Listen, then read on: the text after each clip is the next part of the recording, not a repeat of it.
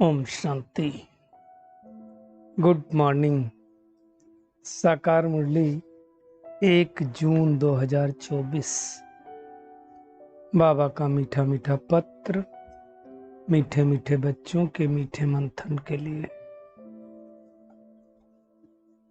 मंथन शुरू करने से पहले आनंद के सागर शिव बाबा की आनंद भरी किरणों के नीचे बैठ जाते हैं और अनुभव करते हैं कि मैं आनंद स्वरूप आत्मा हूं, आनंद के सागर की संतान हूं। आज की साकार मुरली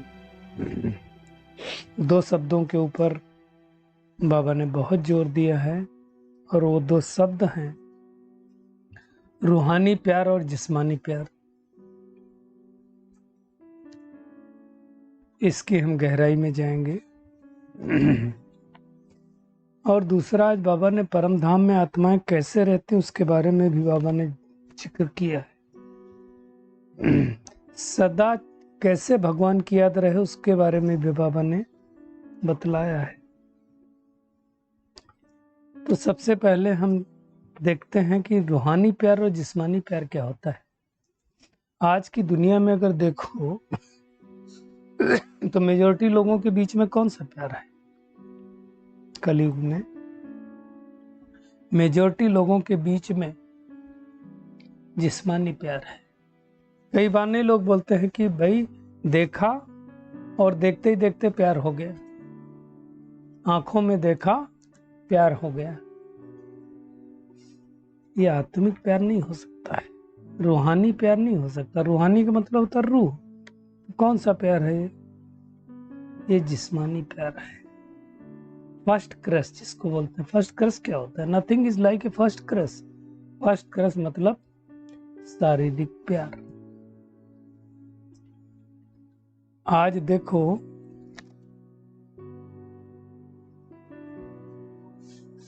इसके चलते ही तो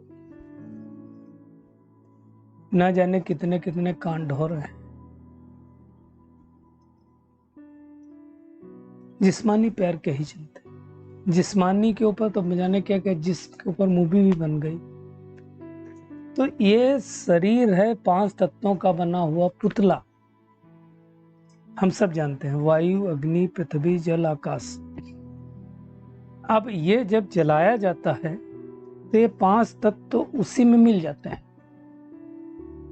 ऐसा नहीं होता है कि किसी के शरीर का वजन मान लो 100 किलो और जलाया जाए तो राख 100 किलो निकले। नहीं, कहते हैं कि वो जब बच्चा जो पैदा होता है उतना वजन होता है, उतना ही बचता है उसको।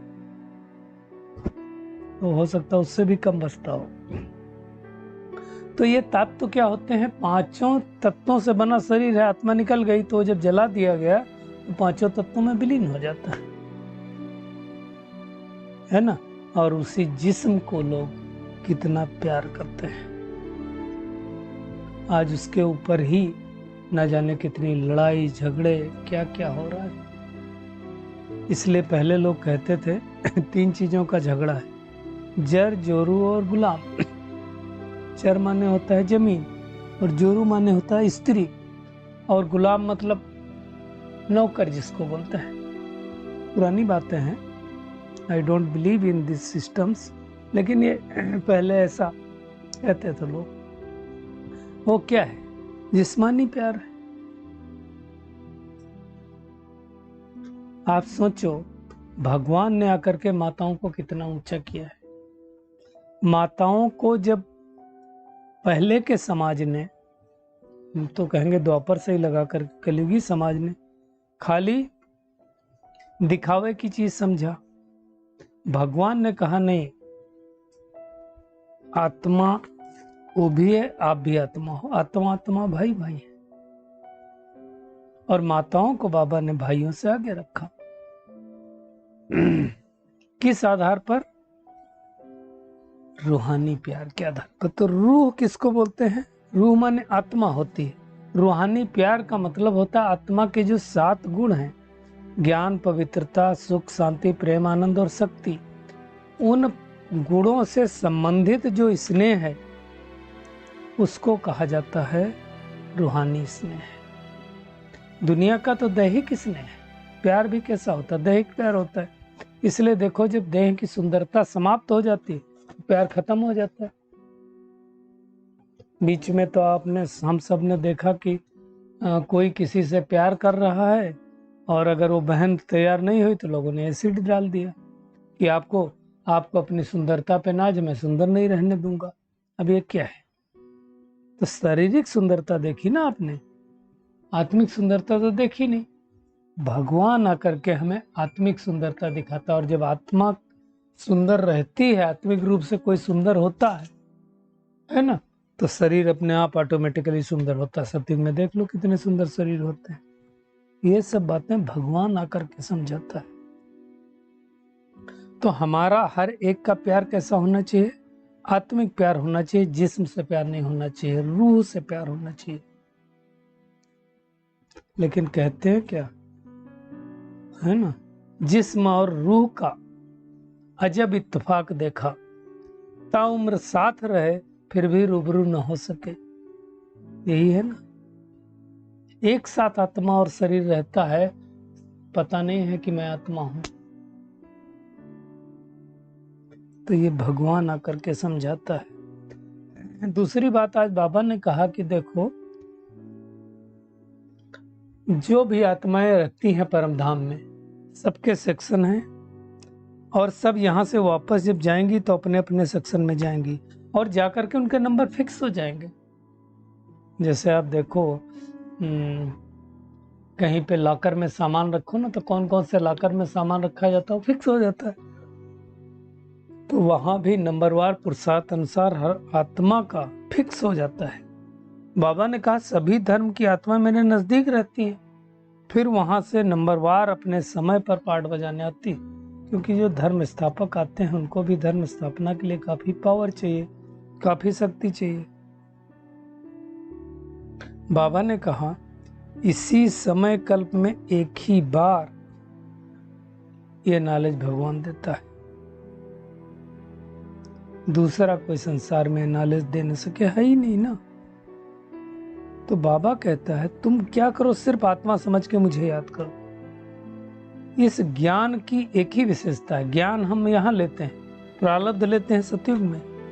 बाबा कहता है ये भी नहीं याद रहता सबको कि ये दुनिया बदलने वाली है। हमें याद रहता कि नहीं रहता, वो हमें चेक करना है। दुनिया बदलने वाली है और बदलाने वाला कौन है? बाबा। बाबा ने कहा यहाँ तो सम्मुख बैठे हैं। बाबा ने कहा तुम कहीं भी रहो, मुझे याद करते रहो। बाबा ने आज एग्जाम्पल दिया, जैसे कन्या की जब सगाई हो जाती, भले ना मिले हो, आजकल तो मिल ही लेते हैं, पहले की बात है, तो कौन पति मिलेगा चित्र देखती रहती है, ऐसे ही होता है ना। तो उनका अलग हिसाब किताब होता है, आजकल तो ऐसा नहीं होता है। तो बाबा कहता है तुम्हारा आपस में प्यार जरूर होना चाहिए, लेकिन कौन सा प्यार होना चाहिए? आत्मिक प्यार होना चाहिए, दैहिक प्यार नहीं होना चाहिए। भगवान हम सभी बच्चों को गुलगुल पवित्र पतित से पावन बना करके साथ में ले जाने वाला है। हाथ पकड़कर नहीं ले जाएगा, लेकिन लेके जाएगा। बाबा ने कहा सभी आत्माएं ऐसे उड़ेंगी जैसे टिड्डियों का झुंड उड़ता है। सोचो, कभी मधुमक्खी का एग्जाम्पल देता हूं, रानी मक्खी आगे चलती, पीछे पीछे सब चलते। बाबा ने कहा सबको हम लेकर के जाएंगे, है ना। बाबा ने फिर आज जनसंख्या की भी बात की, जैसे जनसंख्या करते हैं तो लगभग निकालते हैं। सतयुग में बाबा कहते हैं, विवेक कहता है कि वहां तो थोड़े ही होंगे, है ना। बाबा ने कहा हुआ है कि 2 करोड़ आत्माएं होंगी, उससे ज्यादा तो होंगी नहीं सतयुग में, है ना। तो मुख्य बात है हम आत्मा हैं ये निश्चय करो, और दूसरा हम बाबा को कहाँ तक याद करते हैं उसका चार्ट रखो। बाबा ने कहा चलते फिरते बाप को याद करो। भगवान कहाँ रहता है? परम धाम में रहता है। कई लोग पूछते हैं भगवान को कहाँ याद करें? भगवान को परम धाम में याद करना है। जब हम देवता बन जाते हैं तो हमको ये नहीं याद रहता, ये नहीं समझ में आता कि फला फला धर्म की आत्माएं ऊपर बैठी, तब हम भूल जाते हैं, ये चिंतन वहां नहीं चलता है। आगे तो हमको ये भी नहीं पता था कि हम परमधाम के रहवासी हो, तो बाबा ने आकर के बताया। तो दो चीजें चेंज होती हैं हमारी जब हम शरीर छोड़ते हैं, एक हमारा ड्रेस और दूसरा एड्रेस। अब जब हम शरीर छोड़ेंगे तो भी एड्रेस चेंज होगी और एड्रेस परमधाम का होगा। बाकी समय जब हम शरीर छोड़ते हैं तो ड्रेस दूसरी मिलती है, एड्रेस भी बदल जाता है। बाबा ने कहा चिट्ठी लिखते हो तभी कह रहा ब्रह्मा लिखते हो, परमधाम में तो चिट्ठी जा नहीं सकती है, तो कौन सी चिट्ठी जाएगी? संकल्पों की चिट्ठी जाएगी परमधाम में। बाबा ने एक बार मुरली में कहा था, अभी थोड़े दिन पहले ही कहा था, तुम संकल्प करते हो, तुम्हारा लेटर बाद में लिखा जाएगा कॉपी पर, उससे पहले बाप के पास संकल्प पहुंच जाता है। तो ये है परमात्मा की कमाल, ये है परमात्मा की शक्ति। बाबा कहता है तुम अपने को आत्मा समझो और मुझे याद करो बस।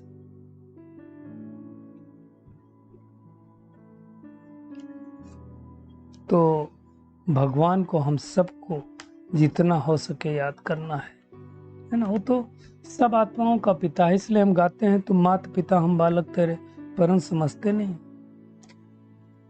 जब इस दृष्टि पर परमात्मा को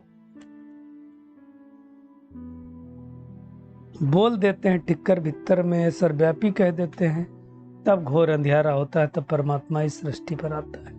बाबा ने कहा रावण राज्य इस कारण तो अंधियारा है। सतयुग में तो देहाभिमान भी नहीं होता है, क्योंकि वहां तो सब आत्माभिमानी रहते हैं। तो अब हमें ध्यान देना है कि अब हमें शरीर छोड़ करके वापस घर जाना है। अमरलोक है ना। अमरलोक में क्या होता है कि जब अपना समय होता है तो हम अपने हिसाब से शरीर छोड़ देते हैं। वहाँ कोई रोता धोता भी नहीं और वहाँ शरीर को छोड़ने में कोई तकलीफ भी नहीं होता है। वहाँ तो इसलिए कहते सदैव अमर रहते हैं। इस समय मरना शब्द होता है, सतयुग में कोई मरना शब्द नहीं होता है। यहाँ गर्भ जेल होता है, वहाँ गर्भ महल होता है। यहाँ भोग बल की बात है, वहाँ योग बल की बात है। वहाँ साक्षात्कार होता है कि अब ये वाला शरीर में छोड़ूंगा, फिर जा करके छोटा बच्चा बनूंगा। अभी धीरे धीरे बाबा सतयुग की चीजें ज्यादा रिवील कर रहा है, जिससे हमको पता चले।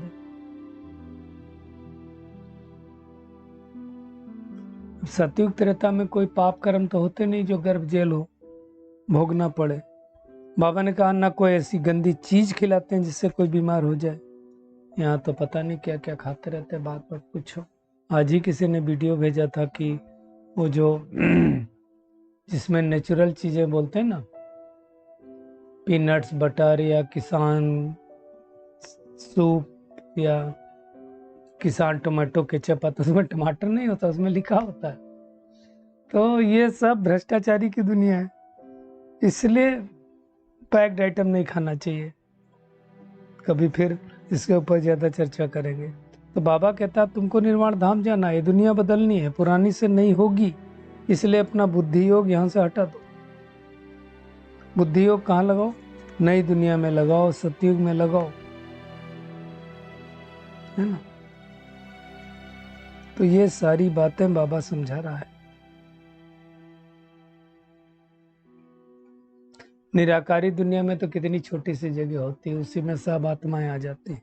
साकारी दुनिया में तो कितनी जगह रखनी होती है, कितनी आवश्यकता चाहिए।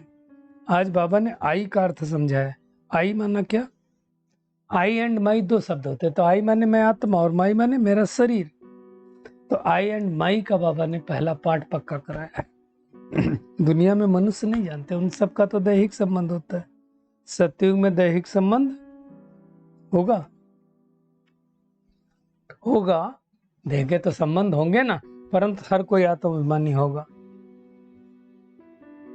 इसलिए वहां किसी का किसी से अटैचमेंट नहीं होता है जो यहाँ पे अटैचमेंट होता है ना। ये ज्ञान बाबा कहता है तुम ब्राह्मणों के सिवाय और किसी को नहीं है।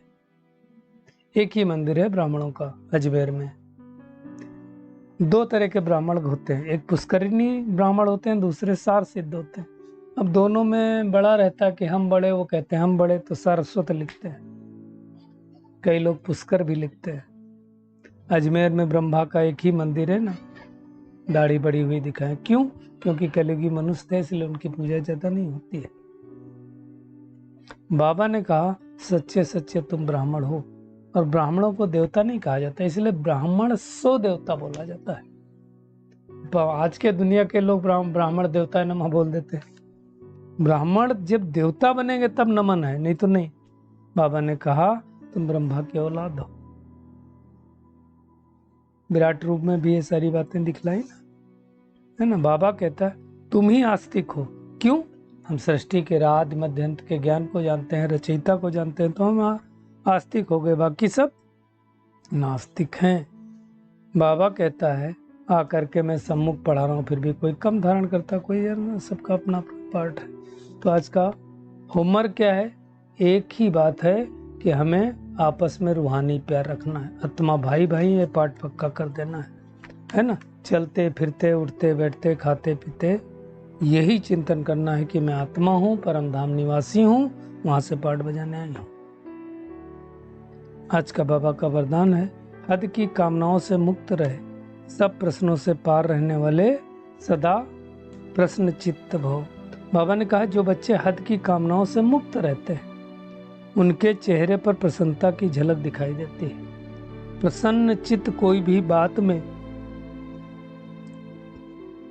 प्रश्न चित्त नहीं होते। जो प्रसन्न चित्त होंगे वो प्रश्न चित्त नहीं होंगे, और जो प्रश्न चित्त होंगे वो प्रसन्न चित्त नहीं हो सकते। इसको अच्छी तरह समझना। जिसके ज्यादा प्रश्न आते होंगे वो प्रसन्न नहीं हो सकता, और जो प्रसन्न होगा उसको प्रश्न भी कम आएंगे, और वो सदा निस्वार्थ सेवाधारी होंगे, निर्दोष अनुभव करेंगे।